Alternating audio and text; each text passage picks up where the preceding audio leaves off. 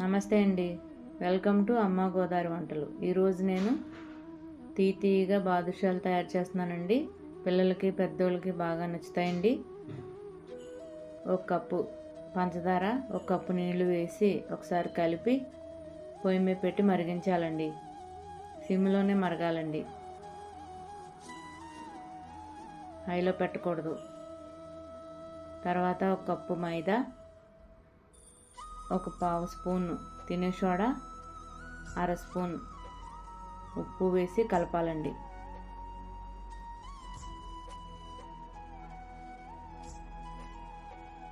బాగా కలపాలి. తర్వాత 2 స్పూన్లు నెయ్యి వేయాలి.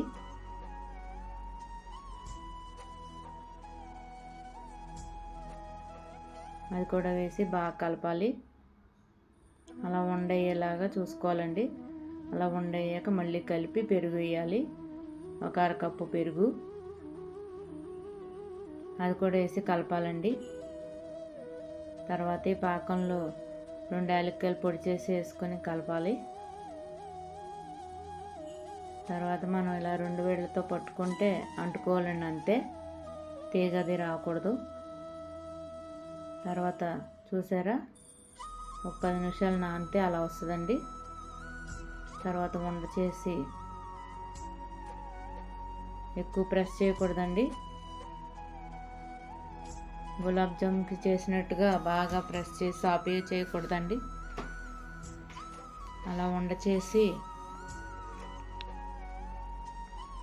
ఆ వేళ్ళతో అలా ప్రెస్ చేయాలండి.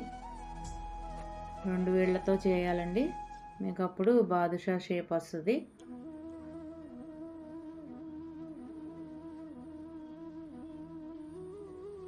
నూనె వేసి లైట్గా కాగాలండి, ఎక్కువ కాగకూడదు.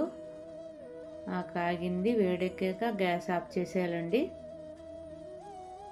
గ్యాస్ ఆపేసి ఇవన్నీ వేయాలి.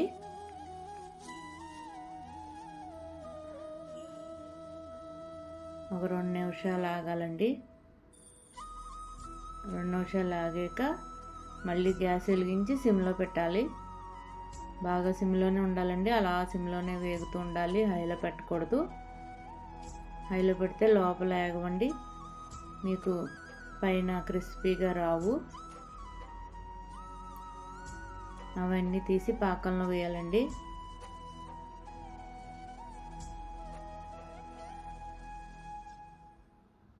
అలా అన్నీ పాకంలో వేసి కలిపేయాలండి. బాగా కలపాలండి, పాకం అంతా వాటికి పట్టేలాగా.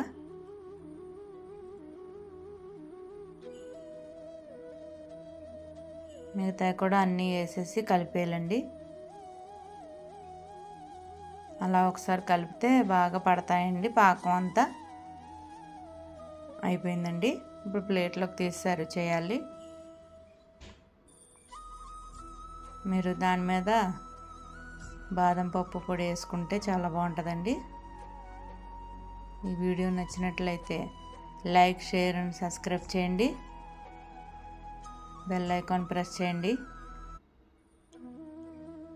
Thank you for watching.